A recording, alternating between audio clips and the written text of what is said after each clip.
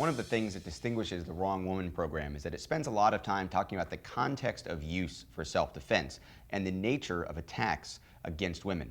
And I believe you call it the myth of the bad guy. Yes, absolutely. I love that terminology. What is the myth of the bad guy? Well, very often people will teach for this idea that somebody is going to jump out of the bushes and scare someone, or they're going to abduct them and throw them in the van. I mean, that's the most prevalent one is, I hear folks say that you have to park away from vans because somebody might jump out and grab. Well, I look at the statistics, and let me tell you, it's a pretty small statistic, if not completely non-existent, that somebody's going to grab you and throw you into a van. Yet that's where women train, and that's what they train for. So the myth of the bad guy is that it isn't going to be very often, and it's very important that I say that of course those things happen, but they're so small statistically. You don't want to train for the lowest statistic. More often, far more often, it's going to be somebody in a woman's environment, somebody that she knows and trusts and may have actually primed her for that moment of a violent altercation. That's the person that we train for, not so much the mysterious person with a hood on that's going to be frightening. So we talk about not this person who's going to be on the jogging trail. I think that's the one that comes up a lot of times. That's a huge one, of course. We're on the jogging trail, so we're going to have our pepper spray in our hand or something like that. And while that may not be a horrible idea, if that's all you're thinking about, if that's all you're thinking about is this isolated attack, the stranger assault is what I like to call it. If that's all you're thinking about, you're missing the most likely assault. I don't know exactly what the numbers are, but I'm sure you're familiar with them, and people at home can look them up on the internet. We can figure out what's the latest reported statistic on the likelihood of being assaulted by a family member, a coworker, an ex-boyfriend, someone that you, again, knew and trusted. You're right, and the good thing about that is that it brings people to classes. That's great. We want folks to go to self-defense classes. But if the class only teaches for or prepares for that moment when the mysterious bad guy is going to jump out of the bushes, they're doing a huge disservice to the folks that come to the class. So the objective becomes to teach more toward the likely scenario than the unlikely. And again, not saying that those situations don't happen. Of course they do. But they are sensationalized in the media. So that is what folks focus on. And we want to make sure that once they come into the class that we're giving them the real skills for the situation that has a greater chance of actually happening. So if I put myself in that situation where I'm beyond 2 arms reach, I'm the bad guy, I'm that guy in the mask, jumped out from behind the bushes, what's something that gets taught here in this space that you don't think is really where women need to be focused? Well, in most classes, one of the big techniques is the palm strike to the face. And the premise, the setup, is that somebody would jump out of the bushes at you or would run at you or would approach you in a parking lot, and the woman is going to feel confident enough to put her hand out in front of her and actually hit somebody in the face. The truth is, it wouldn't happen because women have to process that situation. And again, we get back to that ability to be able to make that split-second decision. Well, most women that I know are not going to put their hand up and really strike somebody in the face unless they know that person is a threat. And it just, quite frankly, takes time to figure out what the heck is going on.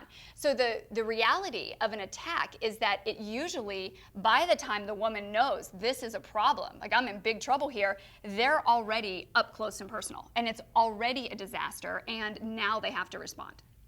So we might see something like a public environment space where even if that person is a stranger, they go from complete stranger, never saw him, never thought about him, never did anything, you're pumping gas, they come around the corner and say, excuse me, can you help me find this place I'm looking for? And they have a map in their hand.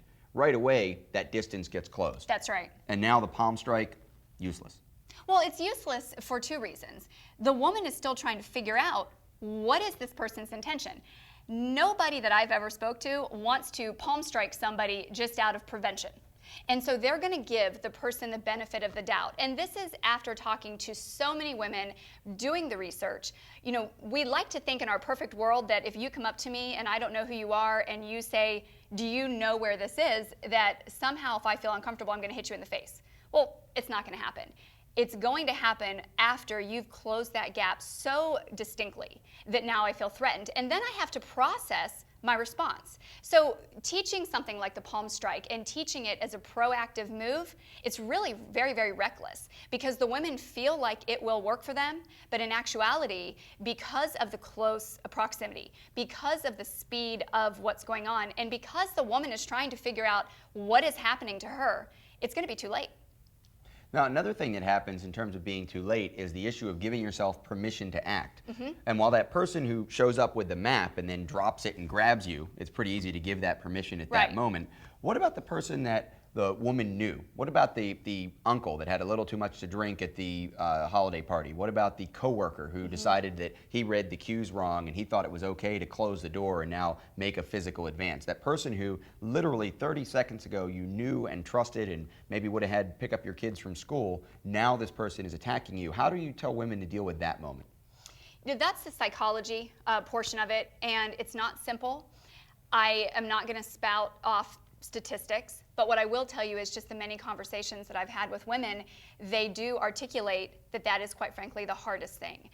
There's the disbelief of this is actually happening to me. Then, ironically, and again, this comes from conversations with women that have been in this situation, there is the worry, how is this, if I smack my coworker, if I elbow strike him in the face, how will that reflect on me later? And it's very interesting that that even begins to enter their mind, but it is a fact and it is something that we have to deal with. So bringing it out in topic and saying it is okay at that moment in time when you feel threatened and you need to stop that situation, it is absolutely okay to do so. And it's interesting that just telling somebody it's all right to do that is the first step.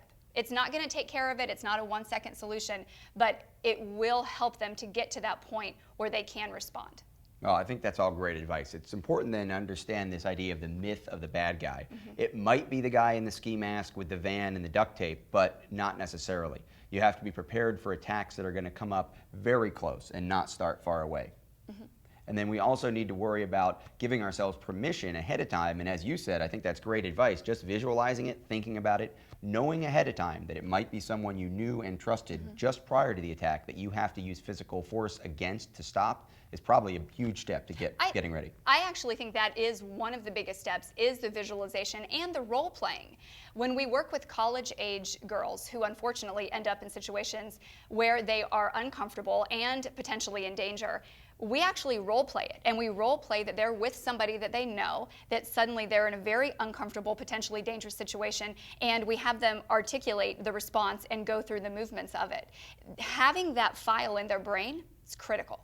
Absolutely. Don't fall for the myth of the bad guy.